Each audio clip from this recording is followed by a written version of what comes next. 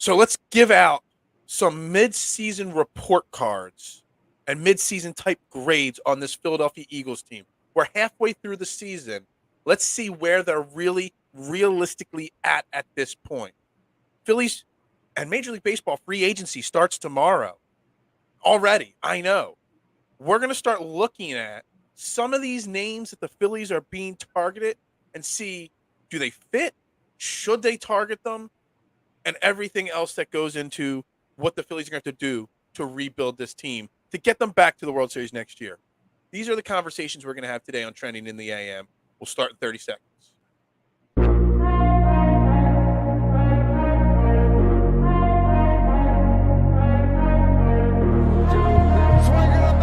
Holding gets around in front.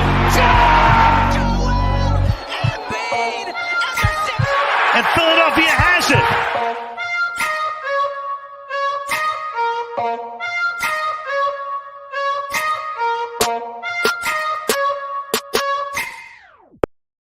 And a very good morning, everybody. Welcome to Trending in the AM right here on DSM Media. We're live, Facebook, Twitter, Twitch, YouTube. You know the drill. Like, share, retweet, follow on all social media platforms. And make sure you do us an extra special favor. Even if you're watching elsewhere, you head over to the YouTube page, you hit the like button, the subscribe button, drop your comments there in the comments section. We are going to talk Eagles. We're going to talk Phillies today. So make sure you get any of your thoughts, questions, comments, concerns, anything in the comment section. We will address all of them. I'm your host, Phil Stiefel, at Bearded Knowledge on Twitter. My main man, Jason Voorhees, at Mustang3651. Good morning, Jason. How you doing today? Great, man. It's kind of starting to settle in now. Like, you know, the pain and the agony from the Phillies losing the World Series is starting to kind of dwindle a little bit. I mean, obviously it's there, but, you know, the sting is never going to go away. But with the quick turnaround in the offseason, we're forced to move on. Does that make sense to say it that way? It does. It's almost like you don't get a chance to you don't have that slow process of grieving. It's like almost like grieve for a day, and like now you gotta move on. It's over. 2023 is already here. All right, so we'll get to the Phillies in a little bit. I want to talk a little Eagles. We really, because of the World Series run and because of the Phillies hype, we've kind of, the crazy to say, the 8-0 Eagles have kind of been back page news, second page news. The hype surrounding this Eagles team is insanely low because of the Phillies, but they are 8-0. We are halfway through this NFL season. And I think it's time, before we start talking Washington for Monday night, you know, I think it's time for us to really objectively look at this team and look at the highs and the lows, the best players, the ones that have disappointed, and really objectively see where this team is at this point. Because let's be honest, Jason, this Eagles team, for as good as they are, as good as their record says they are, there are still flaws on this team. To me, that just makes being 8-0 at this point in this NFL and the way the NFL is that much more, you know, crazy that this team actually has flaws and they still have been able to go 8-0. They've been able to overcome those flaws. So I really want to spend some time looking at those who've exceeded expectations and those that haven't, but could maybe step up in the second half. Do you think it's crazy that we're 8-0 at this point, considering how many flaws we probably have? Yeah, I mean, when you look around the NFL, I mean, I see it every week. I mean, I know Dylan and Scotty talk about it on Turf Talk about how bad the NFL product is right now, specifically in the NFC. I mean, so hold on, let me cut you off. Let me rephrase the question there, because you said, is the product bad in the NFL, or is it just watered down? There's too many teams, and the way they've tried to change the game, pass happy, penalty happy, has that been what it? Because I don't know if the product is bad. I just think that the talent doesn't match what the people, the bigwigs upstairs making the decisions, want the NFL to be. I mean, I think you raise a valid point. That's a good question. I never really thought of it that way. I just look at what I'm seeing and what I'm observing, and the scores of the games and how teams are performing and how some superstars are showing up and some others are like, where's this guy been, all year? Like, I'll use one example, like defensive backs and just defensive players in general. They don't know how they're allowed to hit a player, period. Quarterback, running back, wide receiver. In 10 years from now, the way all the hesitancy in making tackles, I forget what game I was watching Sunday, but a defensive back hit a wide receiver, lowered his shoulder into the wide receiver's shoulder, but they called a personal foul because the ref thought there might have been some helmet contact. There wasn't on the replay, but that player then is now hesitant to make a tackle. So the way the NFL is gearing the game right now hasn't caught up. 10 years from now, the kids learning how to play the game now, when they get to the NFL, they might have a better understanding. So maybe it's not a bad NFL product. It's just the product hasn't caught up to the new style of the NFL. You're going to see more Jalen Hurts and Lamar Jackson type quarterbacks succeed as the players nowadays that are learning the game get into the NFL 10 years from now. I don't know. That just kind of just popped into my head out of nowhere when you said the quality of the product isn't as good. I mean, I think on certain levels you could see exactly what you're talking about, but I we were talking before the show about the Raiders and like coming into this season, how like who would be able to predict if the Raiders would be this awful on offense? Like they were the team that coming into the season, everyone was like they could make the biggest jump from kind of being an average offense to being a star offense, and they've been awful, man. And is that a product of the way that the game's being called? Probably yes, but it's also the coaching. Back to the Eagles, I think yes. I mean, I think every team has flaws. It's still early in the season to me, even though they're 8-0. You still got you still have a long way to go. You have a 3-game road trip that we're going to have to face where I think you might see their first loss coming in that road trip.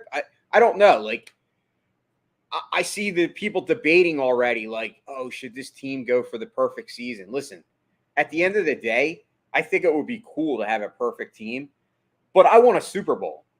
And we just saw our Phillies across the way get 2 games within winning the World Series. They were in the World Series and came within 2 games of that. Do you think they do that if they didn't have to fight adversity and they didn't go through all those trials and tribulations early in the year? I mean, I don't. You've talked about that many times in many sports and many shows about wanting teams to lose or face that adversity so that they don't, And I'm not. You don't want them to smell their own salt, too much, so that then when the adversity faces, in the championship game, they don't know how to handle it. I get all that. Yeah, I mean, listen, and it's not like I want them to lose. I'm just saying that, like, I guess where I'm looking at this from the perspective of obviously being a fan, but we're talking about the team because that's what we do. I look at it as, yes, they do have flaws, but I still think overall they're the most complete team in the NFL. I mean, you've said it. Everyone says it. I mean, that really watches the game. I mean, how can you argue that? Now, listen, you could say the Bills.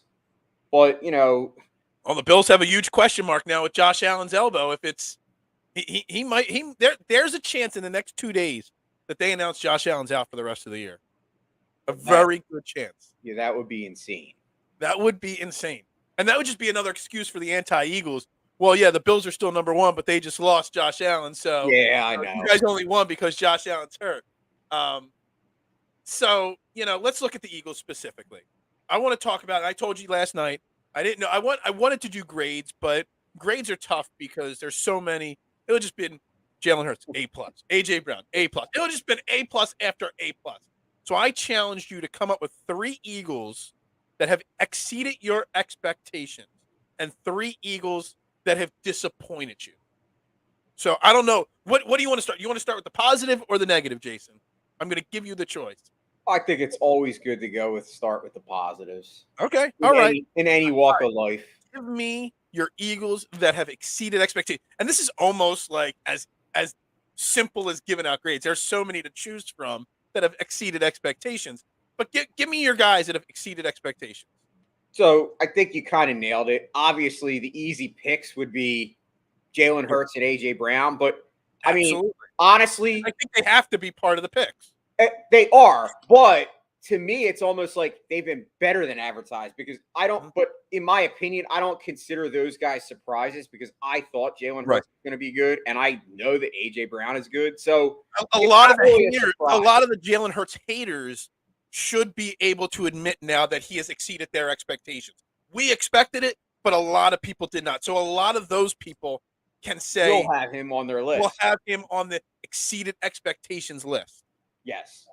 So for me, I think it's pretty simple. I mean, when you talked about this and you challenged me, it pretty much came to my mind right away. So I have three guys. So my three biggest surprises, and this is not me saying that I didn't think these guys were good players, but they've definitely exceeded my expectations. Mm-hmm. First and foremost, you can't have this list and not include Miles Sanders. I mean, absolutely. Miles Sanders to me, he's number one on my list. I love Peanut saying Gannon, Sirianni, and Roseman. They're not even players, but yeah, absolutely. Strong choices right there. Oh, absolutely. But Miles Sanders, I think, is my number one as well. I was hoping you went with him first.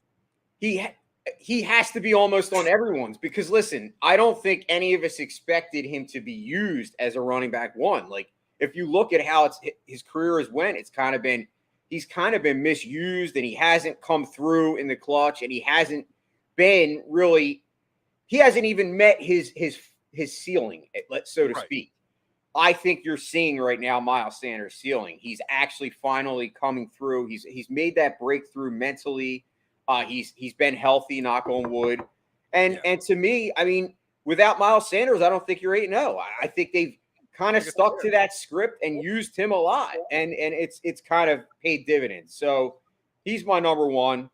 Okay. My number two biggest surprise, and it's not a surprise in that I knew he was a stud, but I didn't expect him to be this good, and he's made a huge impact on our defense, and that's Chauncey Gardner-Johnson. Like, okay, good. Honestly, God, like steal one of mine there, but that's a good one, absolutely. Hey, I questioned the Chauncey Gardner-Johnson trade when it immediately happened because he had something like 18 snaps in his career as a safety, and he was a cornerback, and they were trading for him to make him a safety. And so far, it's worked out pretty damn well. How many interceptions does he have? Sacks? I mean, he's NFL Player of the Week how many times? I mean, yeah. I mean, he's and I think for me, that's the biggest surprise is that they moved to a position that, you know, he's really not played very much in the NFL, and he's definitely exceeded anything that I expected because he's been one of their best players on defense. And then I'm put the Eagles into a really difficult spot. So basically, the thought process was he didn't want to play cornerback anymore. He wanted to play safety because safeties get paid more than cornerbacks. He bet on himself in the last year of his contract, requested a trade to go somewhere to play safety. He could have failed. And if he did, that money would not have come rolling in. Now the Eagles traded for him. They've got a lot of free agents at the end of this season. Howie Roseman's got a really tough offseason. What they do with Chauncey Gardner-Johnson is going to be one of the biggest question marks because we always craved that really good safety back there. He's turning into one right before our eyes, but you can't pay it's going to be a super, super difficult decision on what they do with Chauncey Gardner-Johnson now. Absolutely. I mean, I think you have to re-sign him because I think he's just made that much of an impact to the point where, you know, he's a guy like I just look at this team and you have to start wondering, is it really this organization and the way that they philosophize, and their systems that they have in place? Like, we've had some of the best safety play in the NFL over the past 25 seasons. I mean, with Brian Dawkins. We had Brian Dawkins, you know. Hey, you can go back Brian Dawkins. You could add Andre Waters to that list as well, you know, and go back even further. Yeah, I'm just saying in general that it just continues to be, you know, a good position that we value. And it's great to see. So number 3 on And your my third, exceeding expectations. yeah, I'm don't gonna. don't say Jake Elliott. No, it's not Jake Elliott. It does start with a J though. Javon Hargrave, to me, Okay. I think here's a guy that a lot of people were labeling a bust or a waste. Why did we spend so much money on this guy? Most people were saying, still complaining about Fletcher Cox and why is he on this team and this and that. And we have all these guys, but why are they not performing? Well, Okay. Javon Hargrave is actually performing right now, and he's performing at a level that I haven't saw since he was with Pittsburgh. So it's definitely a trending up guy and a guy that I did not expect because I thought he was done. I thought, that the Eagles were kind of. It's a fair thing to say that you I thought thought that's why they drafted Jordan Davis because I think the Eagles, Exactly. in their mind, they thought, well, Fletcher's getting older and Javon hasn't really done what we wanted him to do, and that's why they drafted Jordan Davis. And obviously, Jordan Davis is part of the equation because, I know he's hurt right now, but he's kind of exceeded expectations too. Yeah. So I'm going to add some more names to your exceeding expectations, and in the same light as some of the guys that you have said, I'm going to say T.J. Edwards. Okay. Because T.J. Edwards, to me, was a placeholder till Nakobe Dean was ready. And Nakobe Dean cannot touch the field at this point. You've gotten to the point where you almost have to consider, if you're the Eagles front office, just like we have to make a tough decision on whether to extend Chauncey Gardner-Johnson, you can't let T.J. Edwards walk at the end of the season. So you almost have to now spend time teaching Nakobe Dean another position because you can't get rid of T.J. Edwards. Kazir White's had a really strong season so far, but you can move on from Kazir White hasn't done anything that's going to say, well, you cannot let this guy walk. T.J. Edwards has played so well, you cannot let T.J. Edwards leave this team after this year. So he was the first guy. When I knew you were going to say Miles Sanders. I hoped you said Miles Sanders. He's my number 1 guy. But I think T.J. Edwards deserves some love for what he's done this year. I think you're spot on. I'm a guy. I was not a TJ Edwards fan. I wanted him off the team. I don't want to say I wasn't a fan of his. I just figured he was another play. Like I just thought he was a temporary fix. I'm like, by week 7, he's going to be riding the bench, and Nakobe Dean is going to be lighting up the middle of that defense. And I don't even think that Nakobe Dean's seen the field in the last 3 weeks, other than special teams. I mean, he's literally not on the field at all. Even in the games that were blowouts, they don't even have him on the field. Like when they have the scrubs in, he has fallen so far down the depth chart because of how good T.J. Edwards is. And yeah, I mean, you're kind of nailing it because that in itself is a surprise because 90% of people thought for sure that Nakobe Dean with that talent would be starting, regardless if he is a rookie or not. And yeah, at this point that he can't even see the field, that's a huge surprise. So yeah, I definitely agree with you. I do want to give a little bit more love to Jordan Davis because I know Jordan Davis's stats don't say that he's having a great season. He's got 14 tackles on the season only. That's not much. That doesn't really do anything. Let me tell you something. If you really watch, really pay close attention to the interior defensive line when he is on the field, he is literally taking double. He is a rookie with Fletcher Cox, an all-pro guy, with Javon Hargrave, an all-pro guy, Brandon Graham, Josh Sweat, Hassan Reddick, all these guys on the field. He's a rookie, and he is getting double and triple teamed and still clogging up the middle every time he's out there. I know our run defense as a whole is a question mark going forward.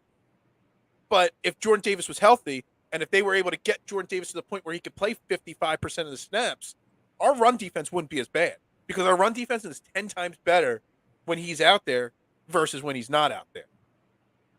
Jordan Davis, the effect he has, and I knew people would not be able to see it statistically. As soon as he was drafted, I'm like, this guy is not going to get the love he deserves because he's not going to stuff a stat sheet.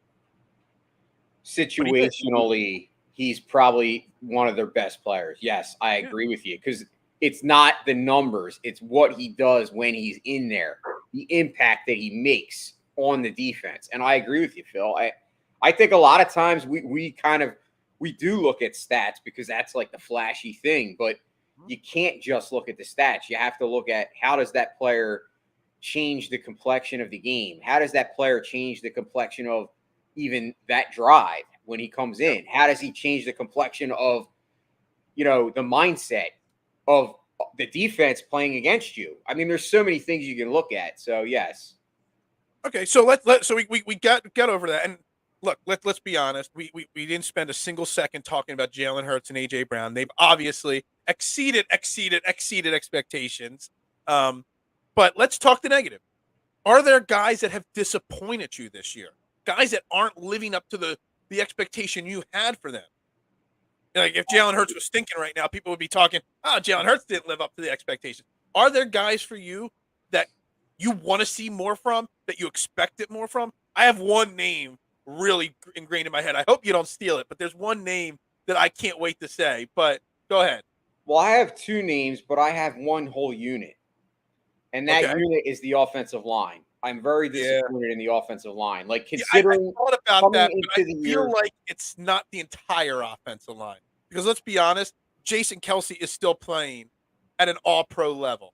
It's the rest of the I don't want to put the whole group together because Jason Kelce is the only one that's not. Well, can I say the whole offensive line is a unit minus Jason Kelce? Yes, that's fine. Don't put Jason Kelce's name in there. Okay. Well, anyway, I agree. I mean, because Kelce obviously is a superstar, and that's not me just because I'm saying it because I'm a fan of him and he's a legend in the city.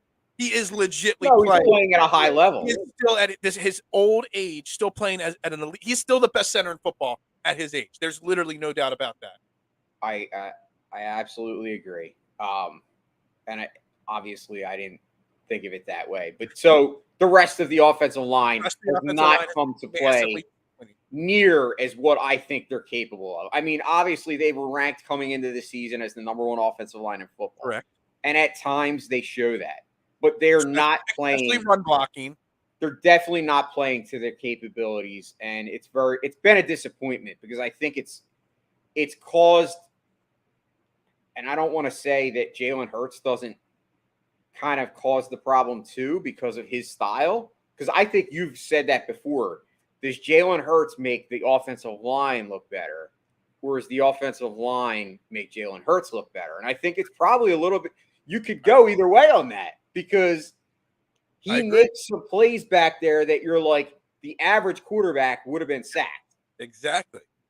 And does that mean that the offensive line's really doing their job, or is that Jalen Hurts doing his job and covering let's up? Be honest. I mean, he's been sacked 22 times already. It's not like he's not getting sacked.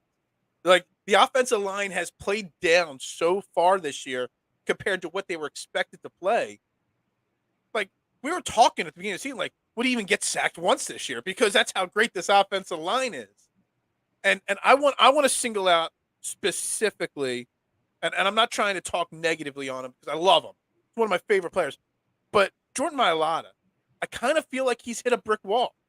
Like, he was progressing so quickly, so fast. And he's still a really good left tackle. But I was thinking in my head that this was going to be the year that he takes the jump to being a top 5 left tackle in football, a Pro Bowl level. I don't even know if the word Pro Bowl even means anything anymore. If he, borderline all pro left tackle. And he just hasn't done it. You see him making mistakes. You see him getting beat. You see him, messing up assignments on that line.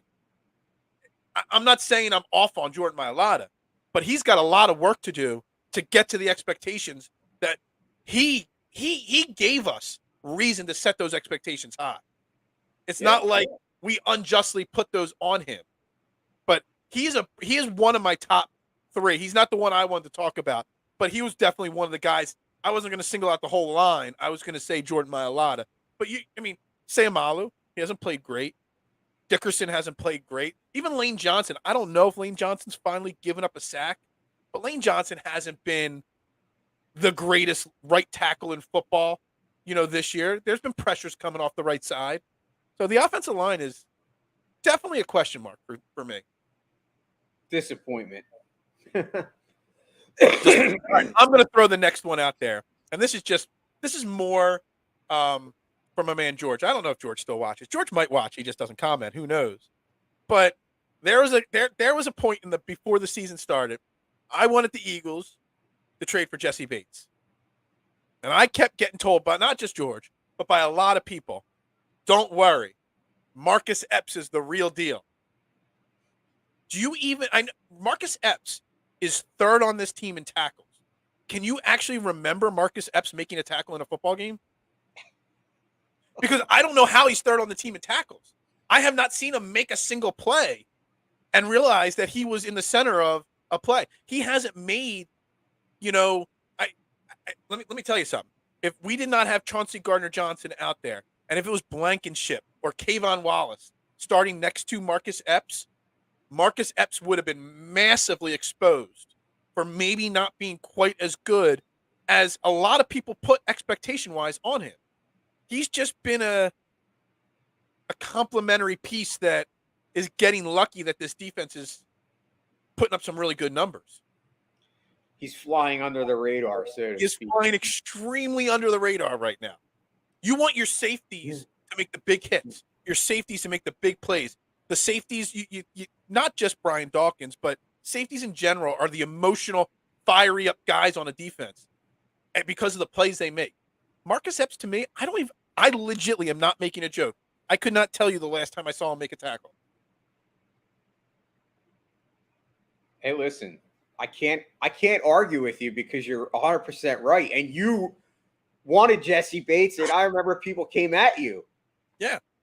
And a lot of people thought. Could you imagine right now if we would have had Jesse Bates and Chauncey Gardner-Johnson back there in that secondary? Yeah, that would be ridiculous. Oh, my God. Jeez. And the Bengals still need an offensive line because Joe Burrow is still getting sacked. All I wanted to do was trade Andre Dillard for Jesse Bates. And I got told, no. We don't need to. We don't need to. Well, let me tell you something. Jesse Bates and Chauncey Gardner-Johnson, we might have the number one defense in the football if you had the two of them back there right now. Can't argue. Marcus Epps has been extremely disappointing at this point. I need to see more from him in the second half of this season for sure. I like it. All right, I'm gonna give you a few more names. I'm gonna rapid fire a few names that have disappointed me, and they've disappointed me. But it could be because the people ahead of them on the depth charts are just having such good seasons.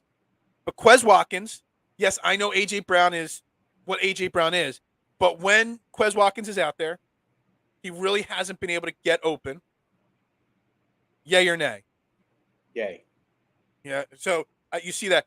Boston Scott and Kenneth Gainwell. I know Miles Sanders is having a great season, but the moments that they've been, Boston Scott's averaging like 3 yards a carry. I know he doesn't have a lot of carries. I know he missed a short stretch because of injury, but Boston Scott and Kenneth Gainwell to me have, I love seeing Miles Sanders have a great run, but I will also love to have Miles Sanders healthy and full bore for the playoffs. And Scott and Gainwell aren't doing anything when they're out there to give the coaches confidence that they could pull Miles Sanders. I had Gainwell second on my list. So okay. I didn't have Boston Scott too, but I agree. I think coming into this season, we looked at the running back room and we said it was one of the strongest running back rooms we've had. And yeah, you're seeing it. You're seeing Miles as the surprise, and he's performing above expectations. But yes, the other two, there's definitely room for improvement there, because if they don't improve, that is a concern. You don't want Miles to get run down again and get hurt. Here we go again. Miles Sanders gets hurt. That is the storyline with him. We don't want that. I don't know. There are three names that kind of flying under the radar. I agree. And I know a lot of people will say it's because AJ Brown is so good.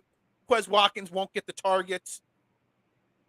Well, Quez Watkins can make AJ Brown better if he could get open down the field one time and have a big play. That gives the defense another level of concern. But, Quez Watkins right now, I'm pulling up his numbers. He's got 13 targets in 8 games. He's only got 8 catches. He's averaging 1 catch a game. He's just passed 100 yards receiving in the last game.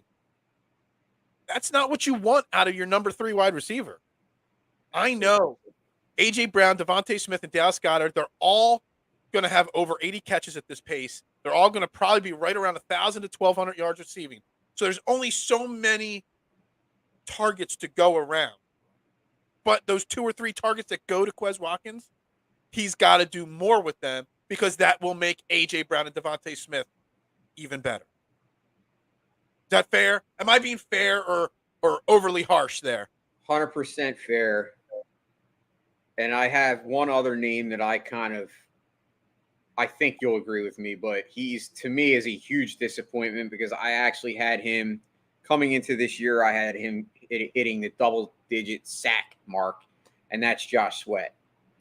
Like, Josh Sweat to me is a guy that I've always been so high on, and he continues to not hit, that improvement level where I'm like, he's getting better. I think that's a fair statement. I'm going to give you one more name that's disappointed. And look, we're not trying to be negative. This Eagles team is 8-0. We're just trying to objectively look at this team and where they're at right now. But come on now.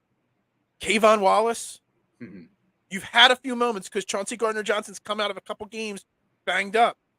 Kayvon Wallace, man, the experiment's over. Just you moved on from Reagor. You moved on from a lot of your mistakes. It's time to move on from the Kayvon Wallace mistake at this point. And Britton Covey. We fell for the Paul Turner syndrome again with Britton Covey. We need some punt and kick return help. Yeah, and I thought we'd get that at the trade. That's why Nyheim Hines would have been a great addition. I was a little upset that he went to the Bills, but all right. We got to take a quick pause in the action here today because today's show is brought to you by Gents Barber Lounge. Check out one of their 2 great locations, Fishtown and Old City. Book your appointment today. They own the craft and it shows, rated the #1 barbershop on Yelp in the Philadelphia area. Multiple award-winning barbers being able to handle any style cut, adult or kid.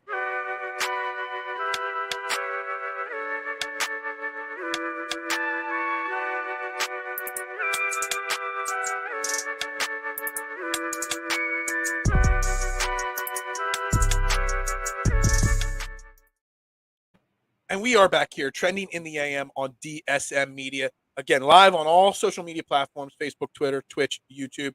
Eventually on Instagram, too. I just learned last night Instagram is becoming compatible with StreamYard. So we might even be live on Instagram eventually.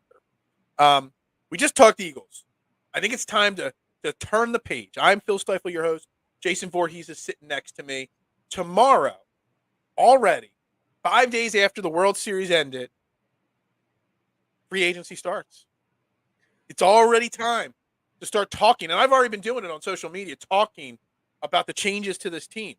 What needs to happen for this team to get back to it next year? Not just the playoffs, the World Series. And let's be honest, Jason. This team had a magical run, but there are still flaws on this team that need to be addressed, right? And these flaws are addressable in free agency. I know it's a weak free agent class, but this team can make moves that not just make them better, but make them sustainably better for a long period of time. Do you agree with that? Yeah, I mean, I look at it as I know you're saying it's a weak free agent class, but it is top heavy. So there is elite talent in this free agent class. So knowing that the Phillies' history and knowing that John Middleton's not worried about spending money and the fact that we already went over the luxury tax, why stop now? So that's the way I look at it. So you actually said something there that sets up a question that I wanted to say before we talk Trey Turner, Masataka Yoshida or any of those names. The thing I want to bring up first, and this has been, in my opinion, I think this has been a problem in the past, and it might not be now. Has Philadelphia, now that you've got Bryce Harper and Kyle Schwarber, big names, now that we just made the World Series, is the Philadelphia Phillies organization a destination for, because sometimes to get free agents here, we've had to overpay to get them to come to Philadelphia. Sometimes people have chosen other cities. I know we're going to talk about Masataka Yoshida in a second, but none of the Japanese players ever wanted to come to Philadelphia. Is Philadelphia Phillies organization now a destination that players should want to come to? And is it an organization they want to come to now? I mean, if they didn't watch I'm sure other players and other, that weren't in the playoffs were watching. Yeah. If they didn't see that, then they live under a rock, because I'm sure that if they watched and they saw how energized that crowd was at Citizens Bank Park, How more much so that than team any is thrown team, together as a team and they love each other. Like if you're a free agent player, if you're Trey Turner, you want to come be a part of a team that's a family. You want to come play for a guy that Rob Thompson that everybody is going to bat for. You want to go to a team that the owner is willing to do whatever it takes to get you to the World Series. Have they done enough in literally just 1 year to change that perception of this organization? absolutely. Absolutely. I think Yeah. they've done more than enough. I think at this point, they're not going to have an issue signing guys. It's just whether it's going to be the money. And I don't think it's going to be a problem with John Middleton, because he said he wants that trophy back. They were 2 games away. They're not going to just let off now. You're in the prime. Like, Bryce Harper is still in his prime. Like, now's the time. So you said, we'll get to Bryce Harper in a second. You did say something, though, that it's just going to come down to the money. There are players out there that in the past have gone and so just use the name Trey Turner. And I'm just making random numbers up here for the point of the argument. Trey Turner gets offered $100 million from the Phillies, but the Yankees offer him $105 million. In the past, they would have gone to the Yankees for the extra money. But in other situations in the past, a player sometimes will take less money, not much, but less money to go to the better organization that gives them a better chance of winning that title. Are the Phillies now that kind of an organization where you might take a few $1 million less or 1 year less year on your deal, or make some negotiation in your contract that makes the Phillies more comfortable because you want to play here in Philly, because they have a chance at winning a title?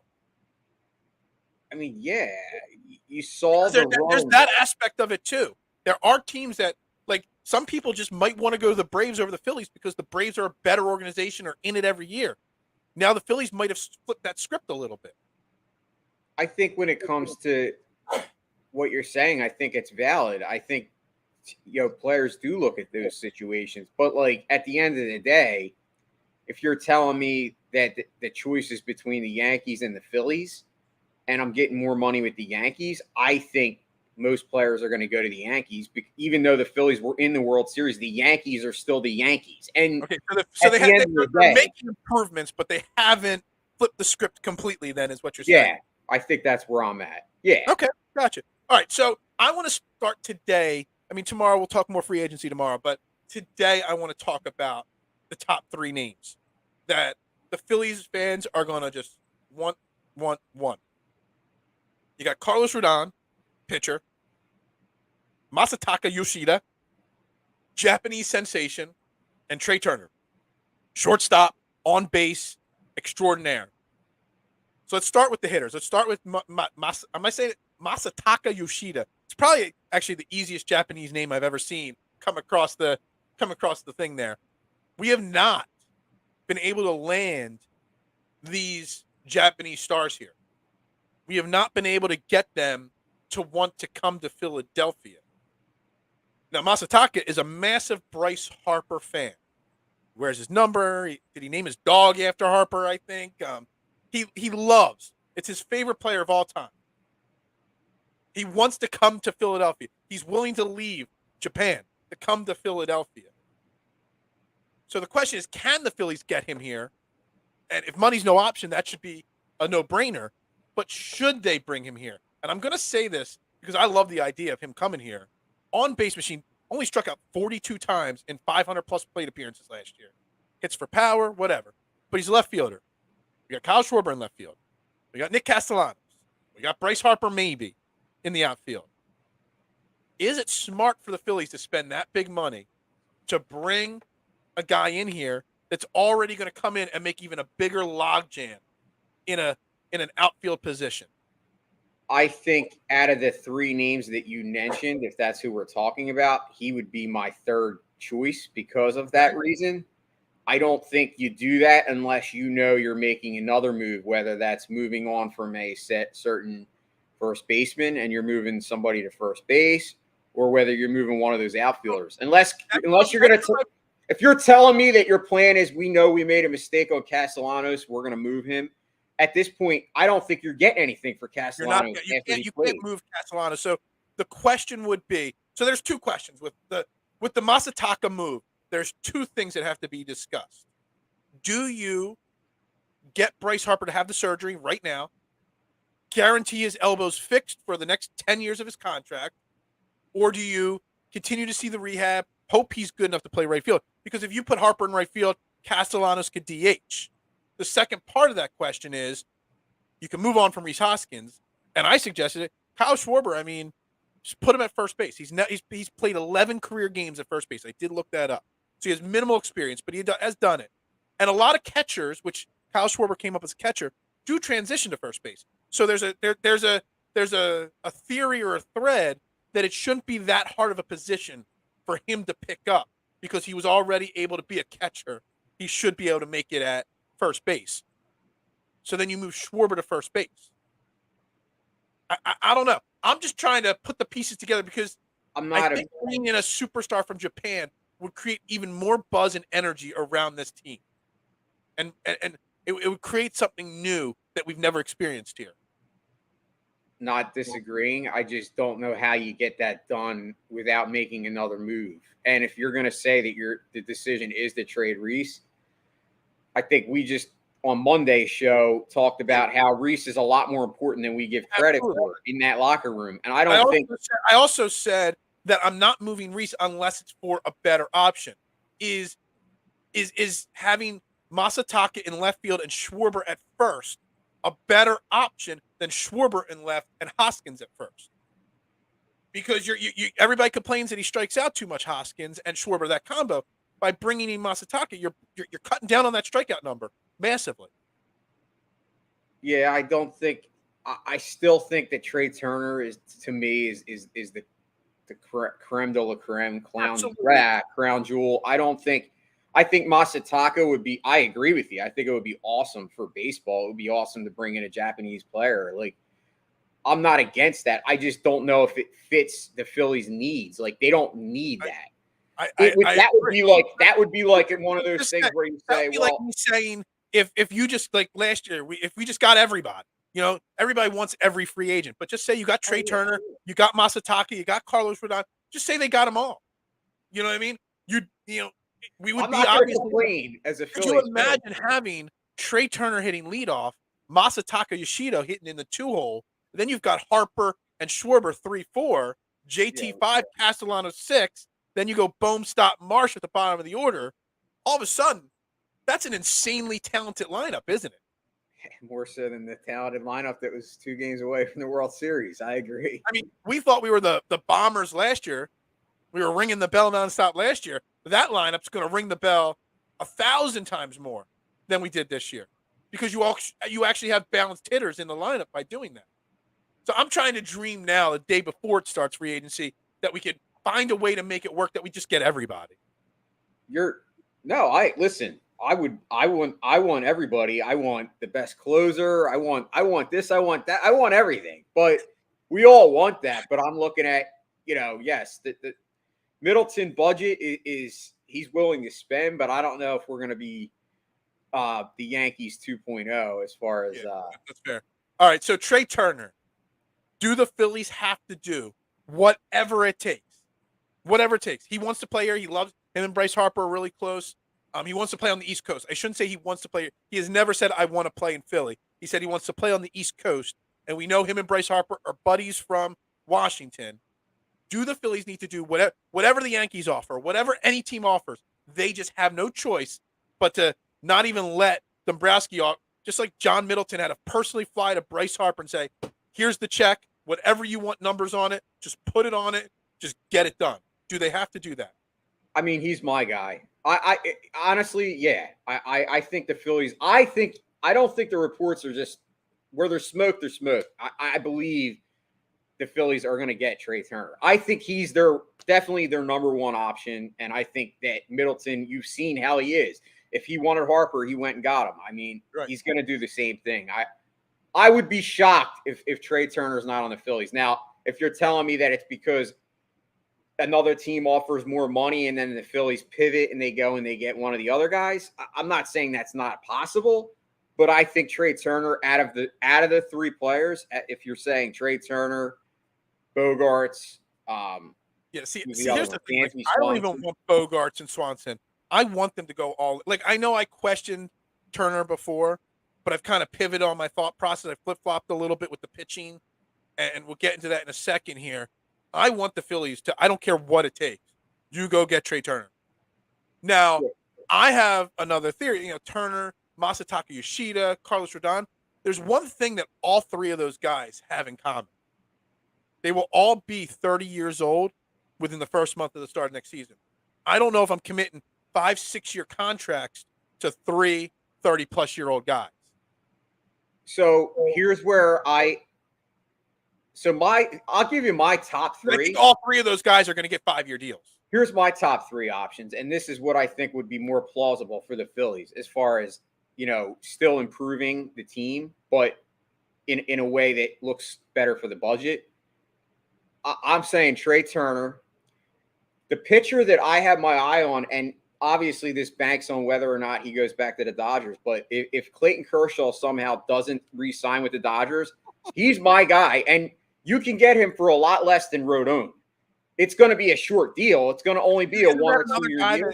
Isn't he another guy that performs poorly in the playoffs? Listen, I know that. I get that. So did Verlander, and he overcame that. Like, I'm not worried about it. I think he's just a guy that makes sense. He's actually a mentor. He would be a lefty that could really show Ranger Suarez a lot as far as he's a future Hall of Famer. Oh, and then the other guy that I want, the guy I have my eye on as far as the bullpen is Rafael Montero. I mean, we just faced this guy in the World Series, and the guy's got nasty stuff. He's only 32.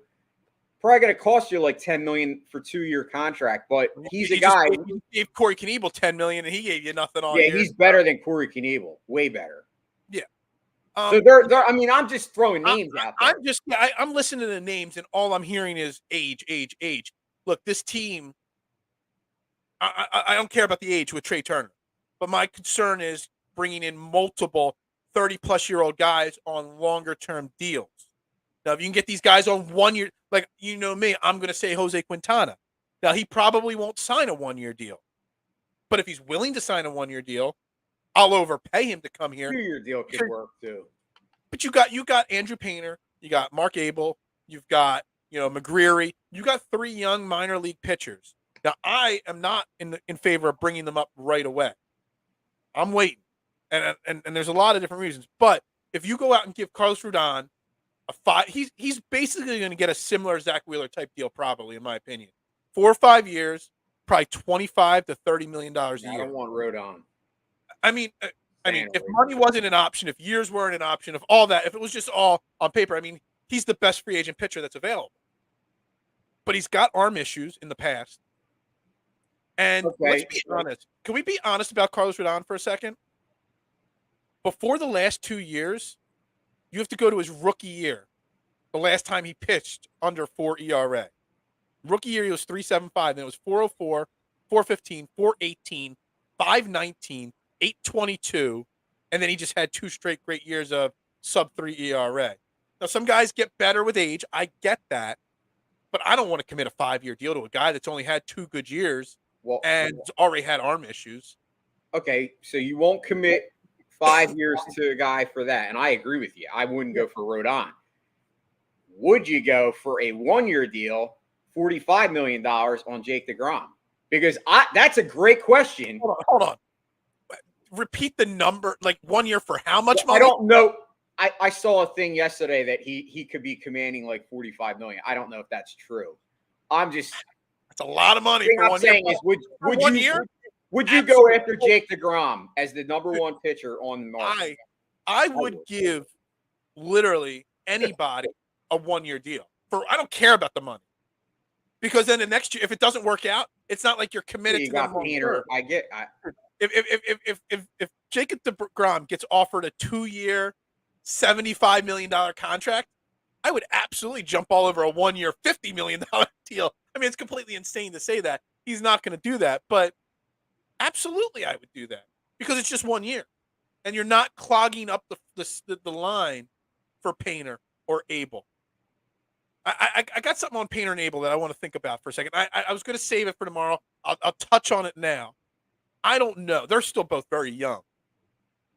But I don't want people to think that they should start the season right away up here because they're so young. The amount of innings that they've pitched so far is very low. You bring them up to the big leagues right away by August, they're going to get shut down. A lot of teams don't let their young stud pitchers pitch after a certain amount of innings their first year because they're trying to protect them, longevity, etc.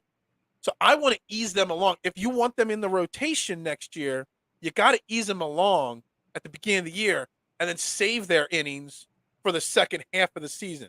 Does that make sense? That's why I want Quintana or Rodon or DeGrom, somebody on a 1-year deal so that we don't need to worry about those guys till July or August. Yeah, I mean, I do see that, and I know I was one that was saying that it'd be nice to have Andrew Painter, up on the big squad. I agree. I totally understand that whole philosophy of not. I don't know. I'm going to do the research for tomorrow. How many innings he's No, I understand it, and I agree. But I will say that people in the know have said that it's a possibility that Painter could. That's how good the guy is. He's legitimately that good that he's went from being outside of the 100 prospects to now he's definitely in the top 5 pitchers in baseball as far as I don't know. I think what is more likely to happen is what you're saying. I think the Phillies will sign a Quintana, or they're going to sign somebody. That's why I said Kershaw. This is, in my opinion, this is what the Phillies will do with their starting pitching. They will sign one guy like a Quintana to a big 1-year deal, kind of like how Noah got 1 year, $21 million from the Angels last year, and then got traded. They will sign one guy to a big 1-year deal. Then they're going to go out and sign a second guy to a non-guaranteed deal. Someone that could be the 5 starter, someone that could compete with Bailey Falter and say McGreary in spring training for that 5th spot. So you'll go into next year with Wheeler, Nola, Ranger 1, 2, 3, your other big free agent signing, whether it's Quintana or somebody else at 4, and then the option of going with a Zach Eflin type, a Bailey Falter type, or a McGreary competing for that 5th spot. That's how that 5th spot's going to play out. They're going to bring in competition for Bailey Falter and McGreary and be like, all right, if you win, you're great. But if you don't, then it's a non-guaranteed contract. We cut you before season starts. You go find a job somewhere else. That's how that's going to play out, in my opinion. I mean, I think you're spot on. I'm going to drop another little nugget. I'm going to do research, and I'm going to think about it a little bit more. My opinion isn't formulated. What did Rob Thompson do in this postseason that we criticized him the most for? Kind of being over the top analytical and the way he managed his bullpen and all that kind of stuff and the short amount of innings for pitchers in the playoffs, right? Like pulling Wheeler too soon, et cetera, et cetera. Is there a scenario? This is a little tease for tomorrow. I'm still formulating my idea on this.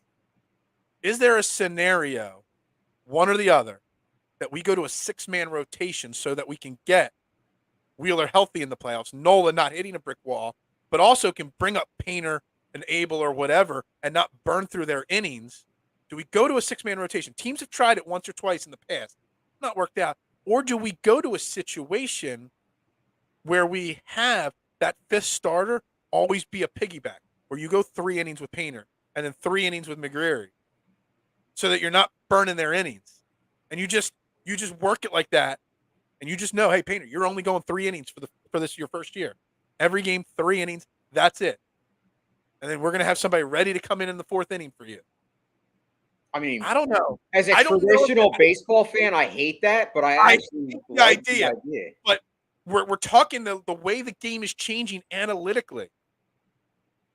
I don't know. It's something I want to think a little bit more about, but I want to talk about it more. I like it. I don't know. I hate it.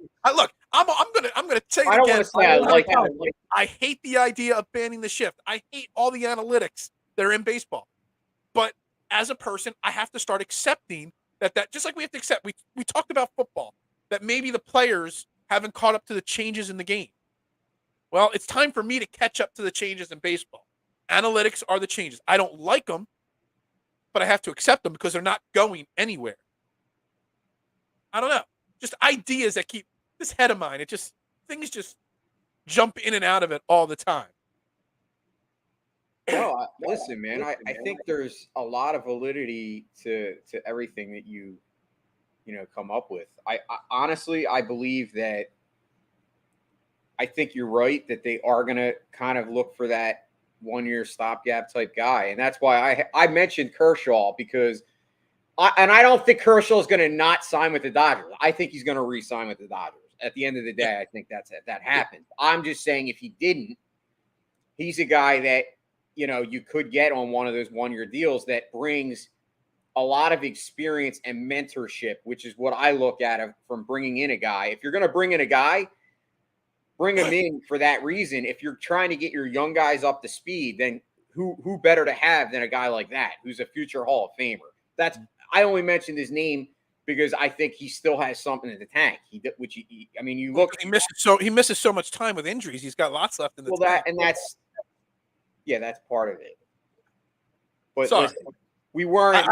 No offense. I'd rather give Jacob deGrom $45 million for 1 year than bringing Clayton Kershaw for a 1-year deal. And that's fine. I think I would love Jake deGrom. I mean, I don't think the Mets are going to let him go. I mean, if they do, he's not going. Well, I think it's crazy if they let him go. But I think they're going to do everything in their power not to let him go. But maybe this is a better question for maybe Aaron. He wants out.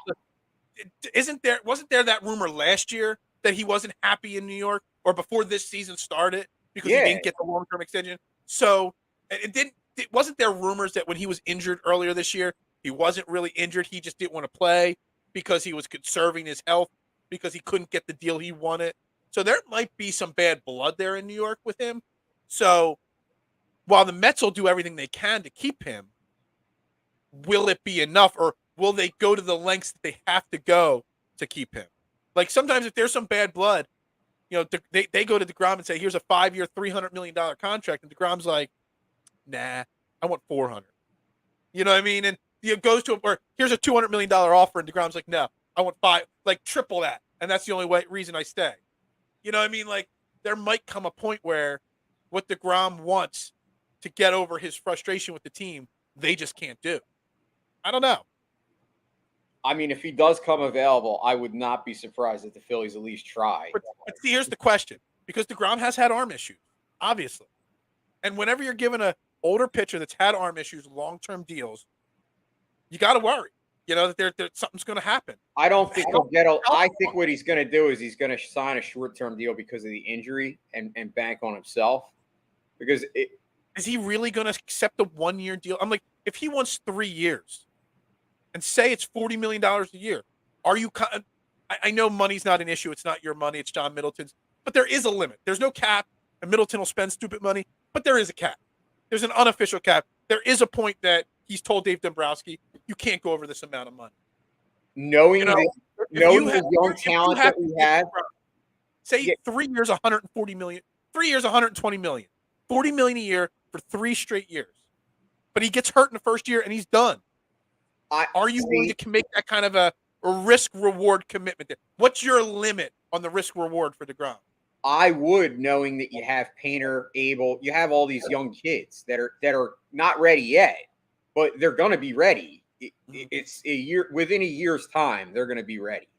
So, yeah, I bring in a guy like that because the risk reward is huge. If he has a healthy season, or even if they monitor his innings through the regular season, knowing that the postseason's where it's at. We'll end it with this here. So say the Mets offer him that 3-year, $40 million deal. 3 years, $120 million.